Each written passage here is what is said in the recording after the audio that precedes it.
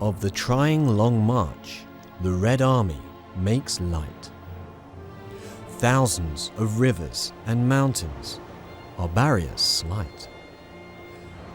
The 5 serpentine ridges outspread like rippling rills. The pompous Wumeng peaks tower, but like molehills. Against warm cloudy cliffs beat waves of golden sand. With cold iron chain bridge, River Dadu is spanned. Glad to see the Min Range snow-clad for miles and miles. Our warriors, who have crossed it, break into broad smiles.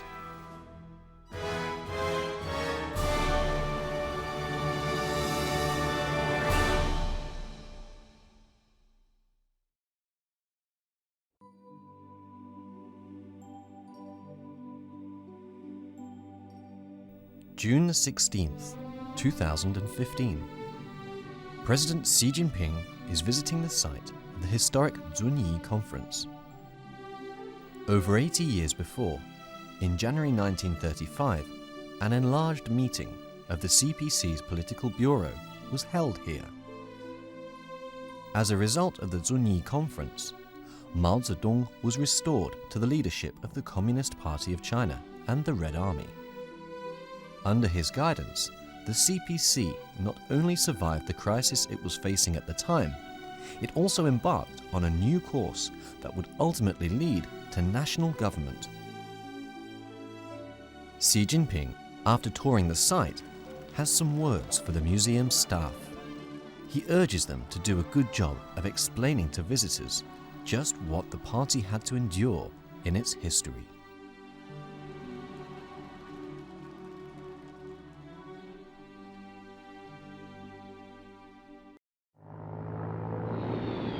In October 1934, in the face of the latest onslaught from the Kuomintang, the main force of the Red Army had been forced to leave its base in Jiangxi. This marked the start of the Long March. In a month of fighting, the Red Army broke through 3 Kuomintang blockades and reached the upper reaches of the Jiang River in Guangxi. The plan was to cross the river and join forces with the 2nd and 6th Army groups, which were marching northward into western Hunan. However, Chiang Kai-shek had guessed the Red Army's intention. He flew from Beijing to Nanchang, from where he ordered 2 of his military commanders, He Jian and Xue Yue, to establish a 4th blockade, using 25 divisions, totaling 400,000 soldiers. Chiang's plan was to encircle and wipe out the Red Army in the region east of the Xiangjiang and Lishui rivers. Chiang, determined to destroy the communist forces, sent orders via an airdrop to his soldiers, along with the words, "The fate of the nation will be decided by this campaign," and attached an ancient poem which read, "Last night the autumn wind blew into the Han Pass. Dark clouds and the light of the frontier moon filled the western mountains. The scene inspires us to pursue the arrogant bandits and fight until the last horse is killed on the battlefield."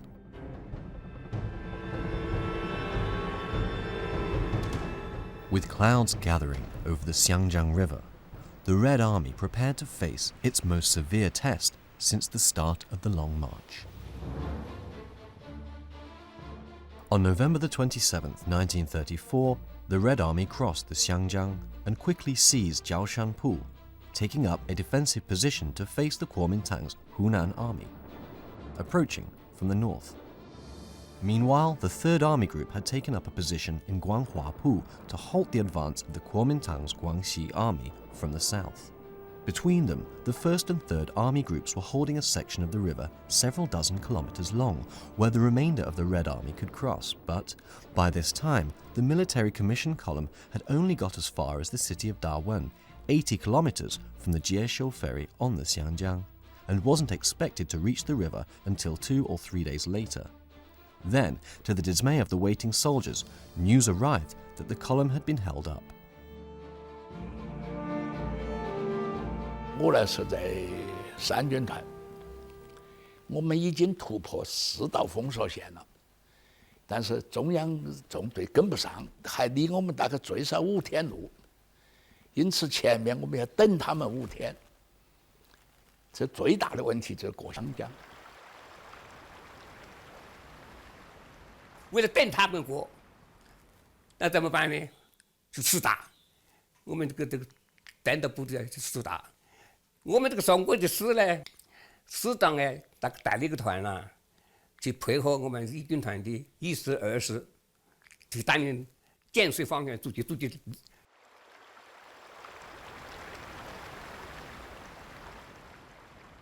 Jieshou was a key ferry crossing on the upper reaches of the Xiangjiang, where the river was just 70 to 80 meters across. A temple stands on the bank, dedicated to the gods of heaven, earth, and water. Today, the temple is called the Red Army Hall, in honor of the role it played as the command post from where the Red Army's crossing of the river was directed. On November the 28th, 1934, with fighting raging along both sides of the Xiangjiang, Zhu De, the chairman of the military commission, gave this order. All forces must cross the Xiangjiang by the 30th. Yet the military commission column still had 50 kilometers to travel before it even reached the river.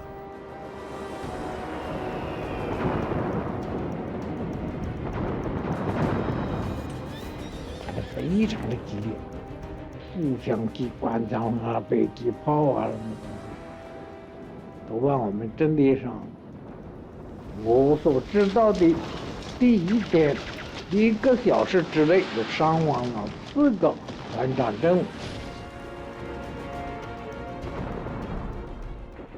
By the 30th, the 1st and 3rd Army groups had been fighting to defend their positions for 3 days. The casualties they'd suffered were severe. Meanwhile, on the east side of the Xiangjiang, the 5th, 8th, and 9th Army groups were fighting a running battle with the Kuomintang. The situation facing the Red Army was critical.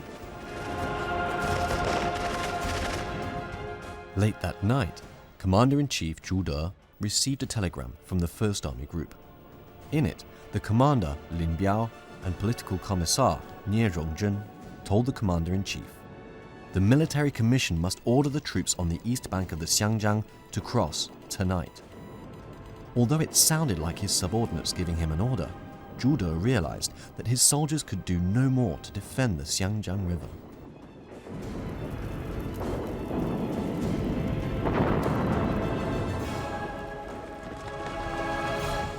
At dawn, on December the 1st, the Red Army and 3rd Army Group received a telegram.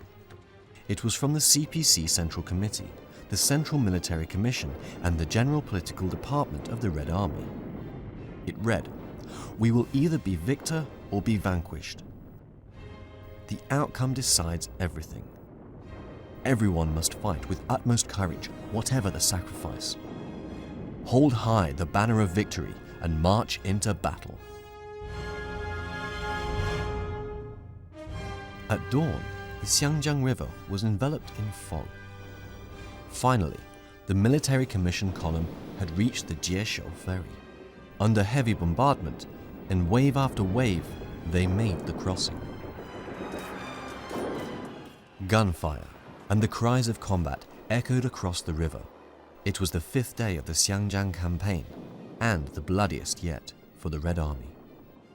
By 4 o'clock in the afternoon, the main body of the Red Army, including the military commission, had made its way over the Xiangjiang.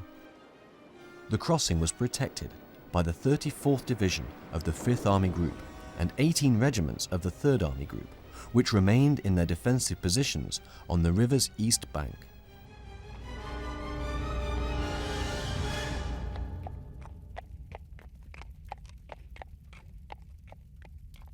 我想讲这个问题，我想起来我都想哭的。吴京暖呀，吴京暖呀，跑出了一点。我想讲的时候啊，我们真正的有个师啊，搞掉了。 Chen Shuxiang's 34th Division, surrounded by a numerically vastly superior enemy force, was unable to cross the river. Chen himself was severely wounded and lost consciousness. When he awoke, he found himself being carried on a stretcher by enemy soldiers. Determined not to yield, he pulled his own intestines out through the wound in his stomach. He died instantly. He was just 29.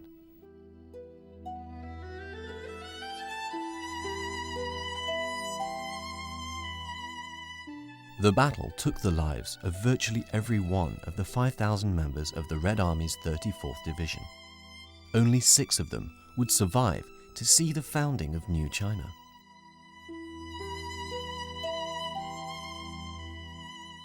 The 18th Regiment was also stranded on the east side of the Xiangjiang. Heavily outnumbered, they were virtually wiped out.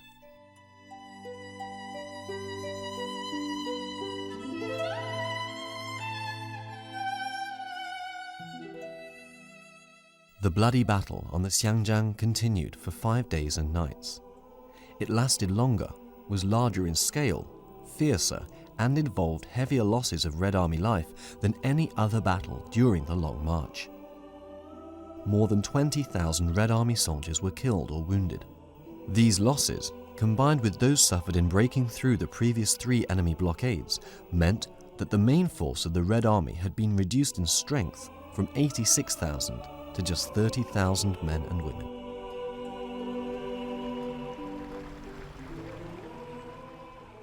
After the battle, a saying was widely heard in the area.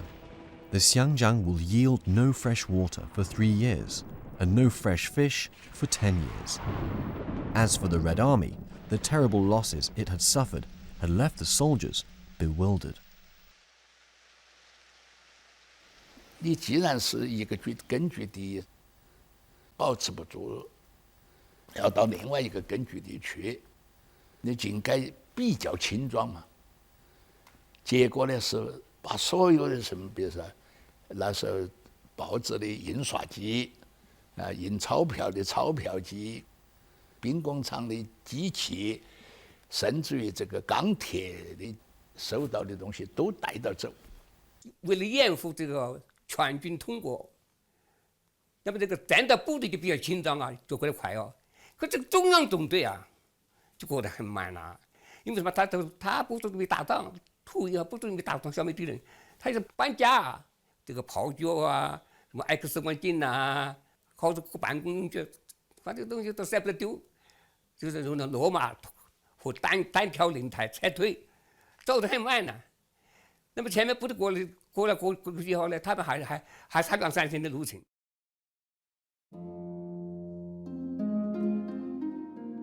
The heavy losses suffered in the Xiangjiang campaign came as a great shock to the leaders of the Communist Party and the Red Army. Increasingly, among the officers and ordinary soldiers, doubts began to surface about the capability of those directing the campaign. At the age of 27, Bo was the main leader of the CPC Central Committee. He felt responsible for the heavy loss of life in the Xiangjiang campaign, and was so distraught that he even raised his pistol and held it to his temple. Nie Rongzhen, who was beside him, took the pistol off him, saying, "Be careful, it may go off."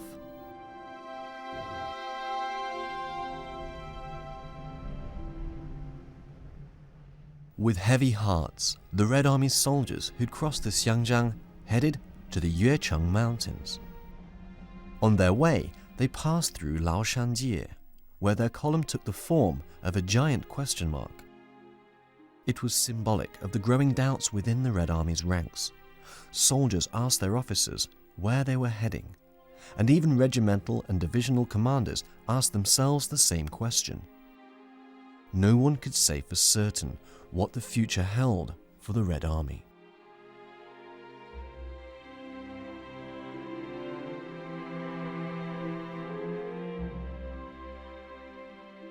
At the start of the Long March, Mao Zedong had been suffering from malaria and had been carried on a stretcher.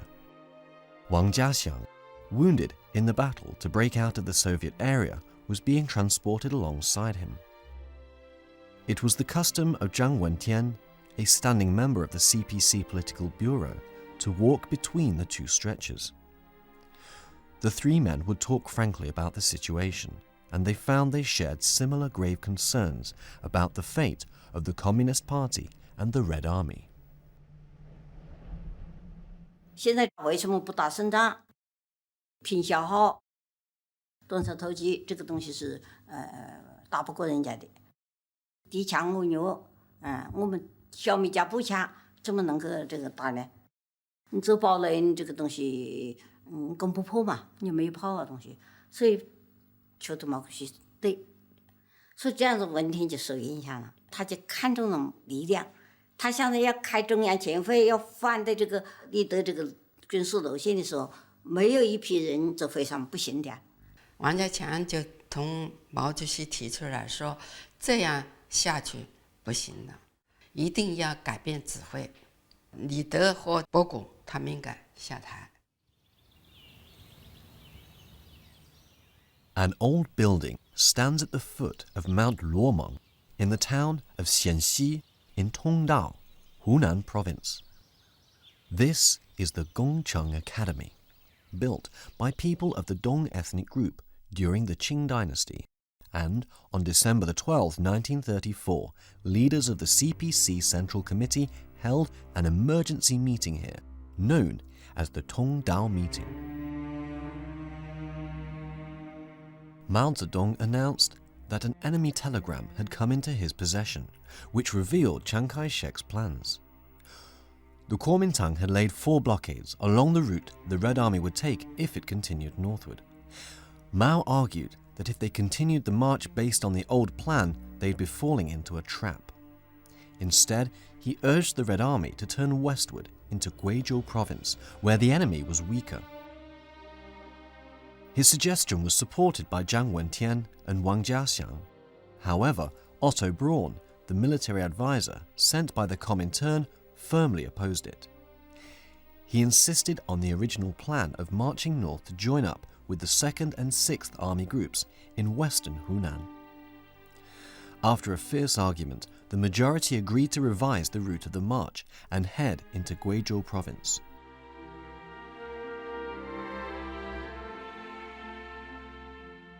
The Tongdao meeting was a turning point for the Red Army. For the first time since he lost command of the military at the Ningdu meeting in 1932, Mao Zedong had been involved in making a strategic decision.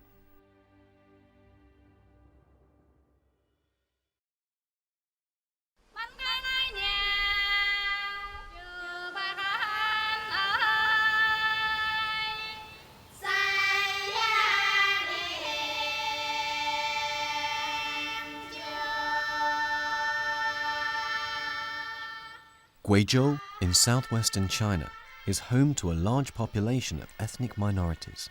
They were generally sympathetic to the communists, and, with the Kuomintang forces weak in the area, the Red Army faced little opposition in entering Guizhou and taking over Liping County town.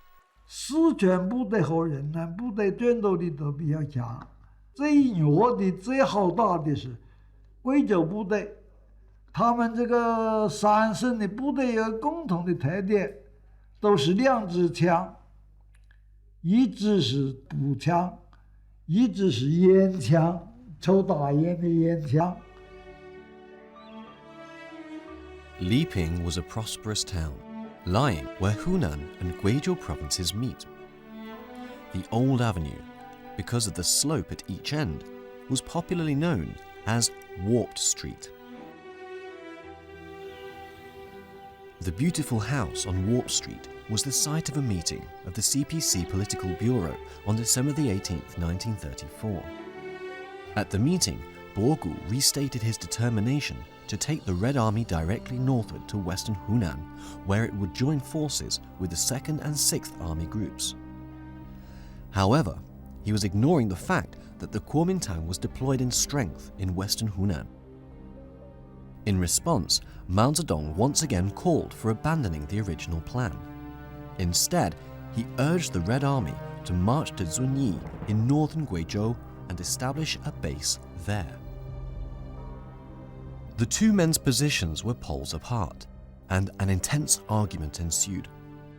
Finally, Mao Zedong's suggestion was accepted, and the decision of the Political Bureau of the CPC Central Committee concerning strategic policies was adopted. Zhou Enlai took a translation of the decision to Otto Braun, who had not attended the meeting due to illness. On receiving it, the German military advisor flew into a rage and demanded to be told why his orders had been altered. Fan Jinbiao, Zhou Enlai's bodyguard, who was present at the scene, recalled in 1978. It was in the evening. The two argued furiously in English. Zhou Enlai criticized Braun, banging the table so angrily that the hurricane lamp on it jumped up and went out. I'd never seen Zhou Enlai so angry. The Li-Ping meeting was pivotal for the fate of the Red Army. By accepting Mao Zedong's proposal, the party leadership averted the danger of the army's annihilation.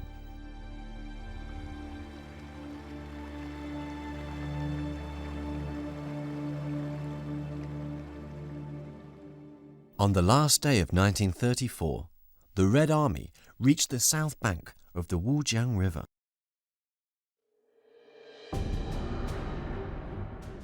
The Jiang River, called the Qianjiang in ancient times, is famous for its turbulent current, numerous shoals and narrow gorges.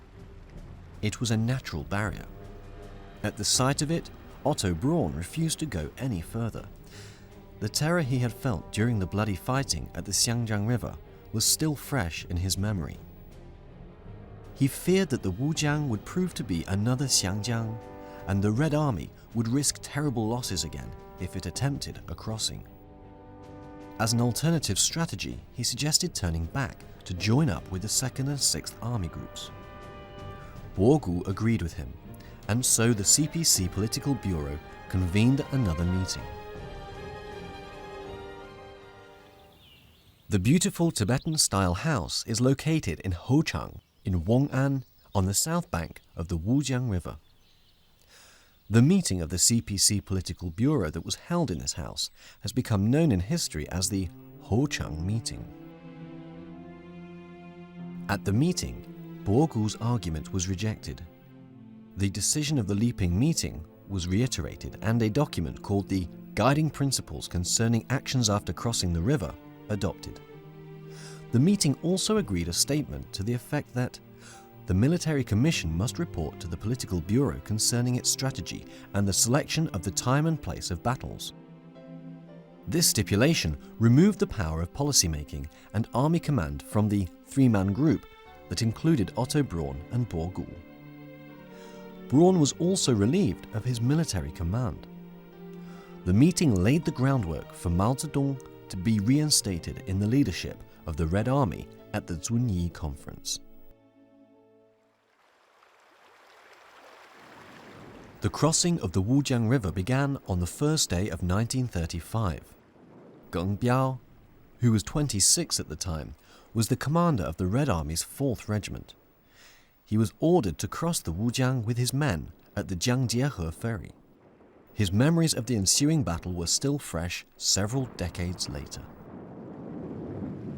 我一个团呐，到乌江啊，敌人那边3个师啊，9个团啊，我这个就过去，又开始过去3个排，一个排呢人都淹死了，第2个排呢冲走了，冲走了呢，一拐弯的时候呢，又回来了，自己3个排呢过到那边去了，他们到了敌人堡垒下面，有这么一个机会。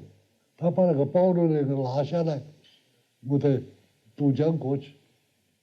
第2个机会呢，有那种3发炮弹，那个炮兵团的团长呢姓赵，一脸的大麻子，这我印象很深记的，就是打得很准，敌人伤亡也很大，恐慌得很，就逃跑。 The following day, January the 2nd, the remainder of the Red Army began making their way over the Wujiang. They used 3 crossings. At Huilongchang in Yuqing, Jianghe in Wong'an, and the Chashan Pass in Zunyi. By completing the operation successfully, they outmaneuvered Chiang Kai-shek, leaving tens of thousands of his troops kicking their heels in the area east and south of the Wujiang.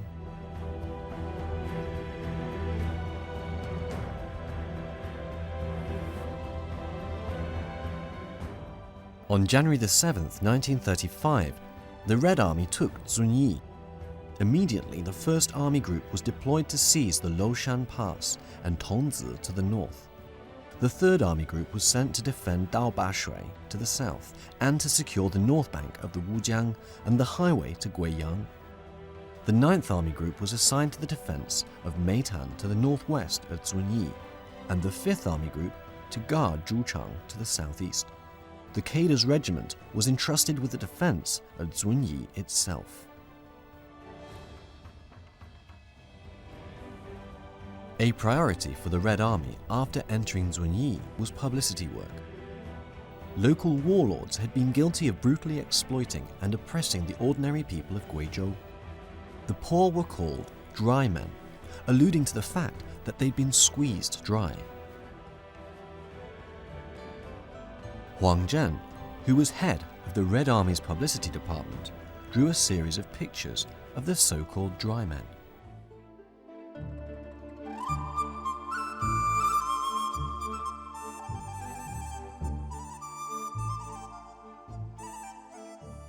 The optimism created by the Red Army's arrival is reflected in the songs from 80 years ago, as well as in the slogans and the children's nursery rhymes. 红军到，甘人笑，申粮教；白军到，甘人教，申粮笑。要使甘人天天笑，白军不到，红军到；要使申粮天天叫。 白军弟兄拖枪炮，拖了枪炮回头跑，打倒军阀妙妙妙。 The story of China is a story of change. We tell the story because we believe what happens here makes the world different every day. Life is a journey of discovering different perspectives. We are young, open-minded, and dynamic. We push the envelope and think out of the box. CCTV News is one of the voices in the world, and our voice is new and loud. I am from America, but I live and work in China. Great powers have big stories. CCTV News is watching closely. I like sharp but informed opinions. Television is not just a show. We deliver a voice of reason through balanced dialogue and very tough discussions. We believe ideas matter.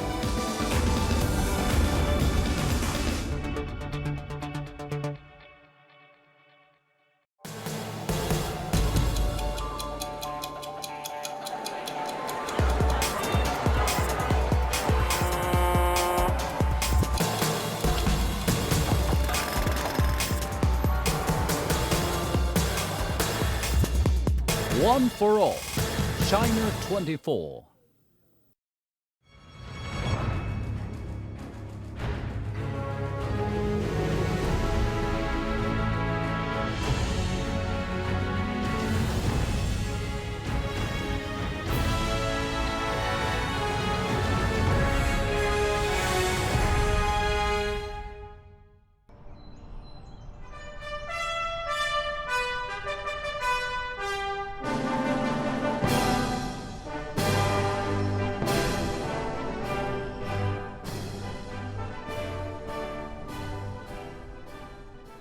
This is Zunyi number 11 Middle School.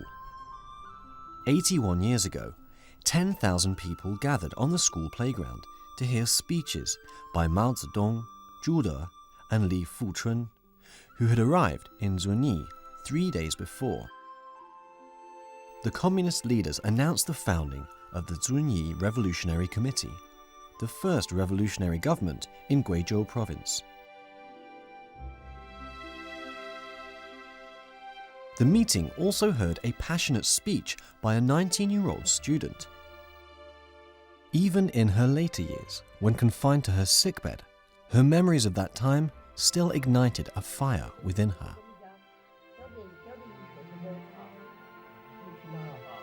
共产党领导真正哟，工农群众拥护真正多，红军打仗真不错。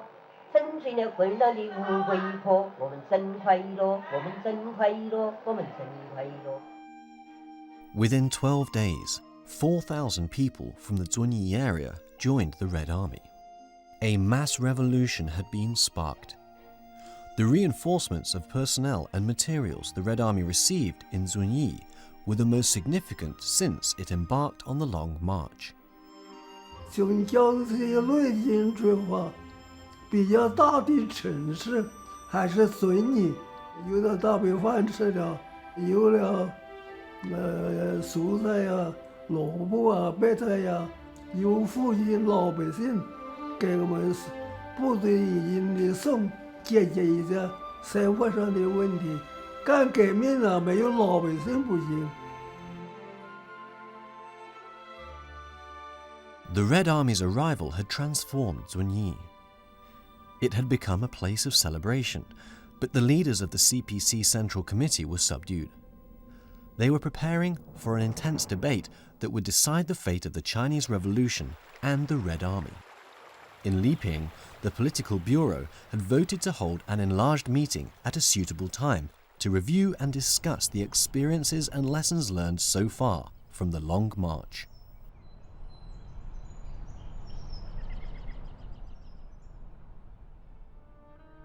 This two-story building on Ziyin Road, in the old part of the city, was the finest house in Zunyi. It had been the residence of Byway Jung, a divisional commander in the Kuomintang's Guizhou army. Bai had fled with his family after the Red Army arrived. Zhou Enlai, Zhu De, and Liu Bocheng had turned this house into their headquarters. Zhou Enlai was responsible for organizing the enlarged Politburo meeting, and he would decide its time, place, and agenda. He also had to make the security arrangements and prepare his own speech.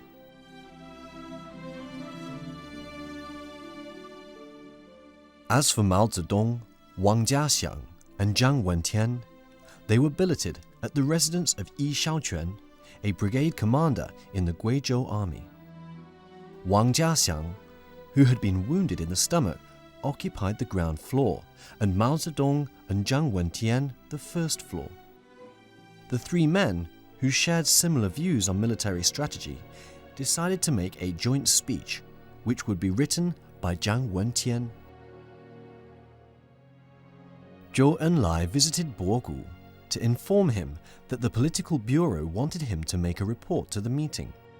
Otto Braun, who was sharing the same accommodation as Bo, couldn't understand what was being said, but he had a premonition that a major confrontation was about to take place.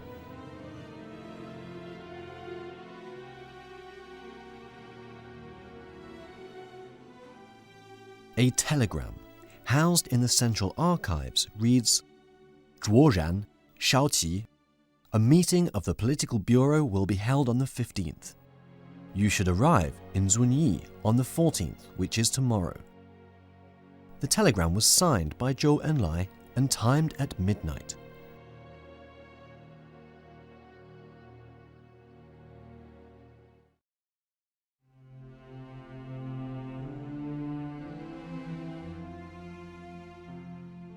January the 15th, 1935.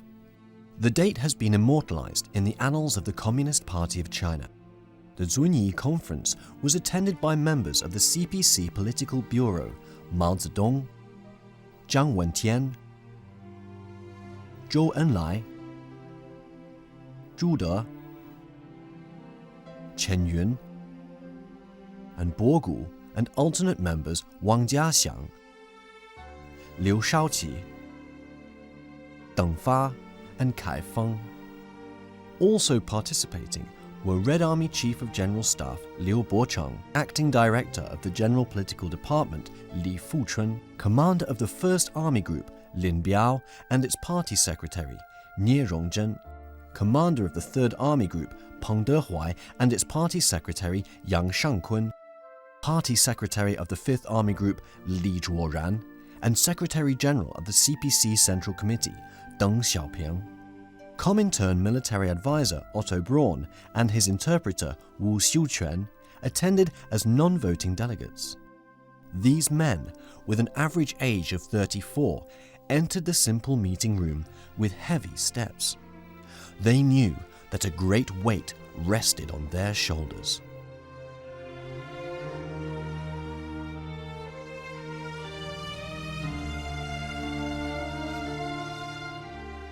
The meeting lasted for 3 days. The discussions, which dealt with both administrative and military affairs, would begin after dinner and go on late into the night. Bogu spoke first. He made a report on the counterattack against the Kuomintang's 5th encirclement. 他把这个五次围剿失败啊，完全推到客观原因。这国民党军队多啊，兵力强啊，武器好啊，还有帝国主义帮助啊，这么一套。接着就周总理做报告，恩来同志是做了比较合于客观事实的深刻的检讨。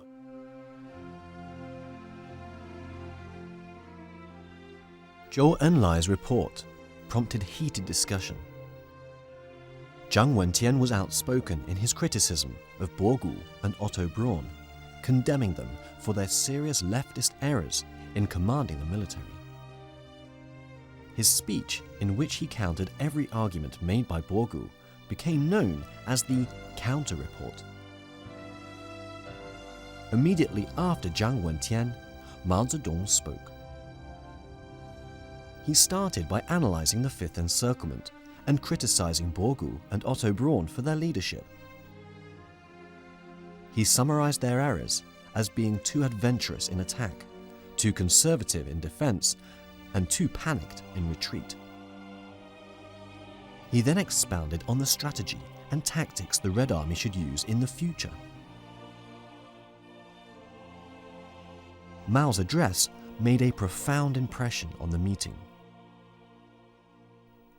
Chen Yun later recalled, Chairman Mao's speech at the meeting was right. His points were reiterated in his article, Strategic Problems of China's Revolutionary War. Chairman Mao said that the road must be followed on foot and that people had to eat.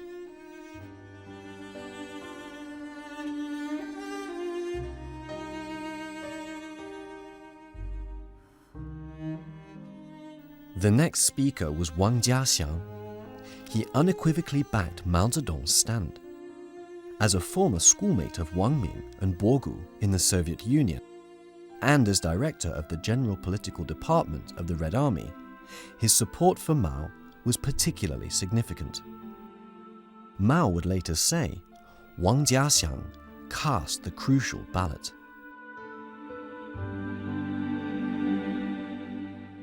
At the age of 49, Zhu De was the oldest of the participants in the Zunyi Conference.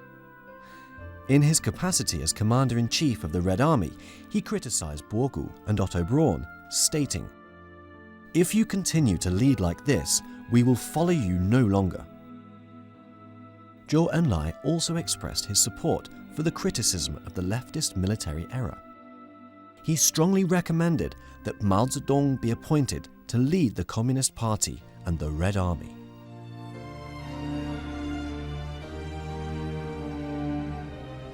Liu Bocheng also agreed with Mao.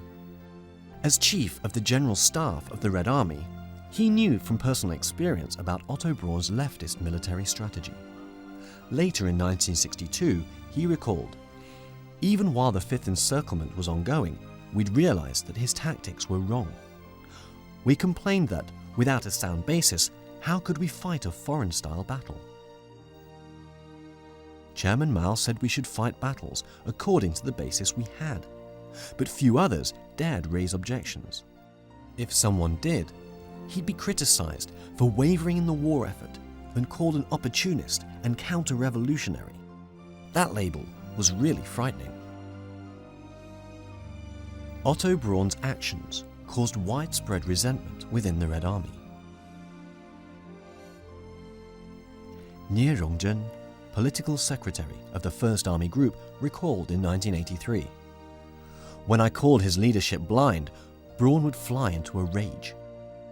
He interfered in minor matters such as where a sentry was posted and where a mortar was placed. These were matters even corps commanders didn't direct, but he interfered arbitrarily.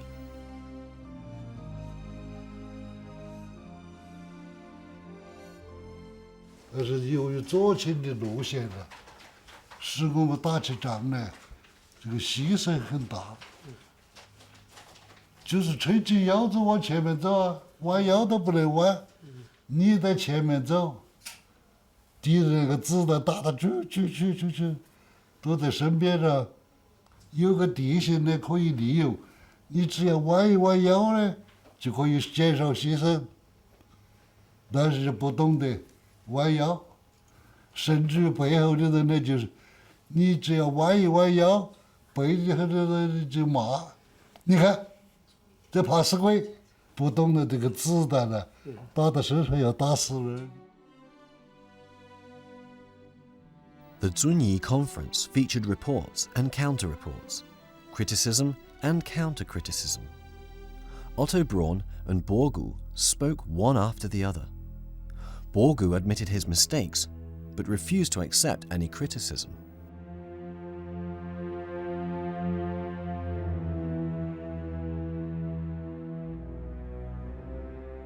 Otto Braun rejected out of hand all criticism of his actions. His speech was uncompromising, but he seemed out of place. While the other participants had seats around a long table, Braun sat alone by the door. He looked like a man standing trial. 这一会议啊，是两种意见的斗争。那个李德，他是代表错误路线的。毛泽东啊，是代表正确路线。The old clock witnessed the momentous events of 8 decades ago. 我那个是侦察的，主要是任务就是保护遵义会议的顺利召开，因为这个遵义会议召开时间呢。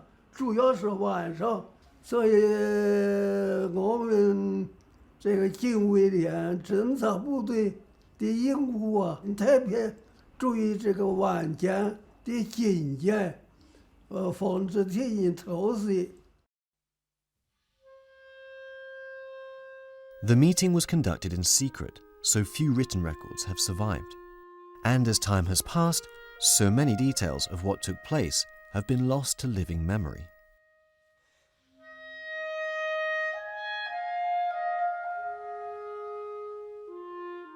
The document comprises 8 pages, with 4,600 words written in blue ink. It's titled Enlarged Meeting of the Political Bureau held in Zunyi.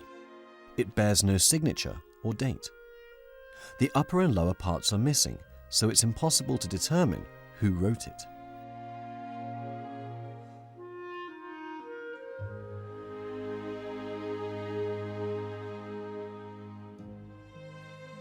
In 1982, Chen Yun recalled that he wrote down the minutes of the Zunyi Conference for future reference.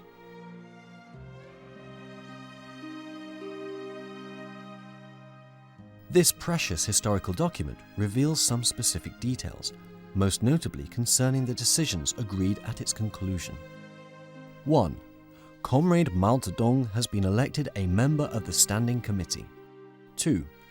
Luo Fu, Zhang Wentian, has been assigned to draft the decisions, to be delivered to CPC branches after being examined by the Standing Committee. 3. Members of the Standing Committee will be assigned to appropriate jobs. 4. The 3-man leading body has been dissolved. Zhu De and Zhou Enlai remain at their posts of Supreme Army Command. Zhou Enlai has been entrusted with final decisions concerning military affairs. Immediately after the meeting's conclusion, the members of the Standing Committee divided responsibilities among themselves. Mao Zedong was appointed to assist Zhou Enlai with military affairs. Zhou Enlai would later have a conversation with Borgu. Zhou told him, "The situation shows us that no one else, including me, is as able as Chairman Mao." You must admit it, only Chairman Mao can lead us out of this.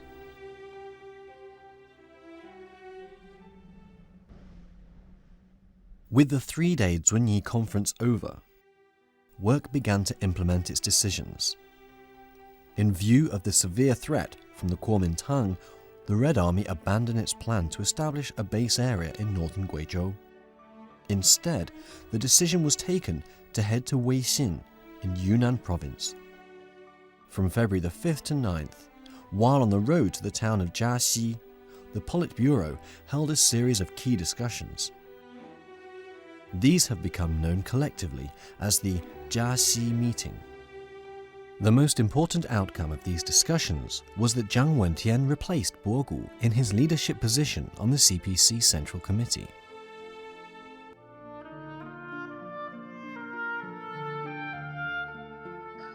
In 1972, Zhou Enlai recalled that when the Red Army reached the point where three provinces, Yunnan, Guizhou, and Sichuan, meet, they found a village with a very unusual name. It was Cock Cry Can Be Heard in Three Provinces village. It was here that Jiang Wentian was appointed secretary of the CPC Central Committee in the place of Bogu. The Jiaxi Meeting also formally adopted the Decisions of the Zunyi Conference as drafted by Jiang Wentian. Copies were distributed throughout the Communist Party and the Red Army. In part, the decisions read, "The main reason we could not break through the Fifth Encirclement was that we fought with a single defense strategy.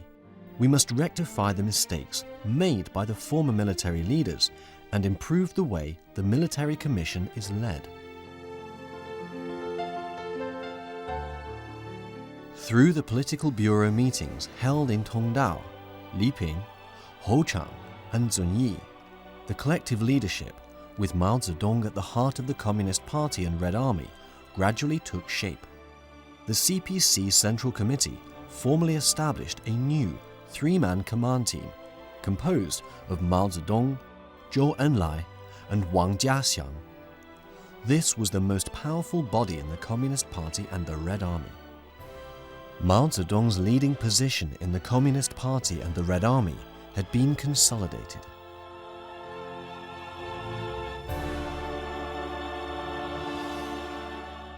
The Zunyi Conference resolved the most pressing problems faced at the time by the Communist Party in its organizational and military affairs. The meeting also ended the leftist line and dogmatist rule in the CPC Central Committee. At a critical juncture, the Zunyi Conference saved the Communist Party, the Red Army, and the Chinese Revolution.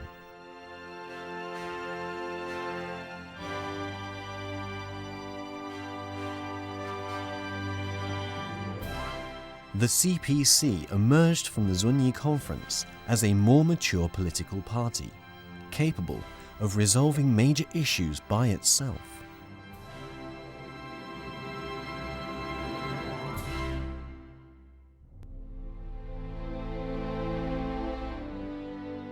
On September 3rd, 1963, Mao Zedong, in a meeting with some Indonesian guests, said, "There are not only good things, but also some bad things to having a teacher.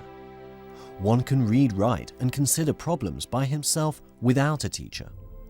This is also a truth. We spent several decades learning about China, but we really understood the meaning of independence and freedom only after the Zunyi Conference."